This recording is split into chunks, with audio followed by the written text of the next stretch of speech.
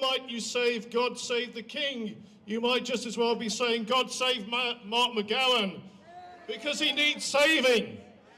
What sort of a premier tries to run through a bill endangering your freedom when there are thousands of people in Perth who are homeless, when we have a health system that is crumbling, when we have billions in reserves? That is a shame and a disgrace.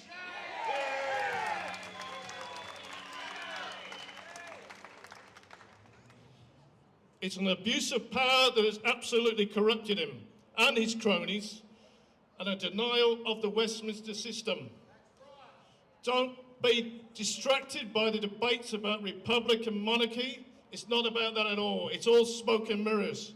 It's about your individual liberties. It's about your inalienable rights as human beings.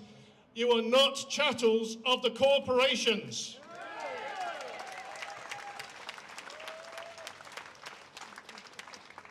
I don't know what's happened, but I don't know if you listen to the lawyers on the radio. I do sometimes, but I never hear the Constitution mentioned. It's an inconvenient document, isn't it? Maybe we should visit our local members and ask them to dust it off and have a good, hard look at it and see where they stand. Are they on the right side of history? The Constitution is dead because they won't allow it to have the breath of life. Well, we can revive it. The people can revive the Constitution and stand on their rights.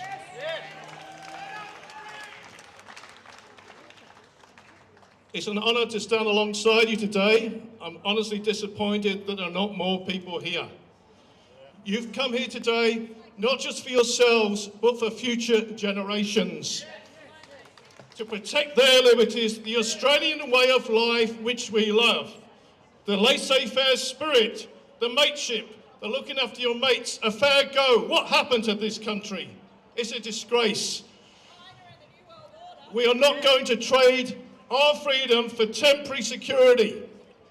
Remember the old saying, first they came for the unvaccinated, and I didn't speak up because I was vaccinated. Well, they're coming for you eventually, so get ready. And I'm glad you're so pleased you jumped out of that warm water, because it's getting hotter and hotter. We have a wonderful heritage in Australia that's founded on Christian values, and I know that's not a woke thing at the moment to be a Christian. But part of Christianity is you have a free choice. You're not robots, you have a free will. And that's what's being denied you, and that is totally wrong. We're standing on the shoulders of those who went before, who made the ultimate sacrifice, who gave their lives so that we could have a better future. They're watching us, they're watching what we do. As I said, don't be distracted by the bread and the circus that's thrown out to you. Don't listen to the media who have sold themselves out.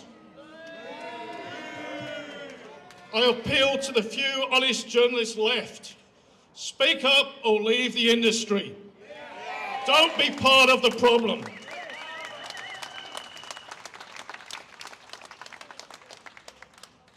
Truly, we have an emperor who's lost sight of the fact that he governs for the people, not over the people. He's like the emperor. He has all his mates around him, his media mates, his business mates, and they say, isn't it wonderful? He's like the emperor with no clothes, though. He's totally naked and bereft of a moral compass.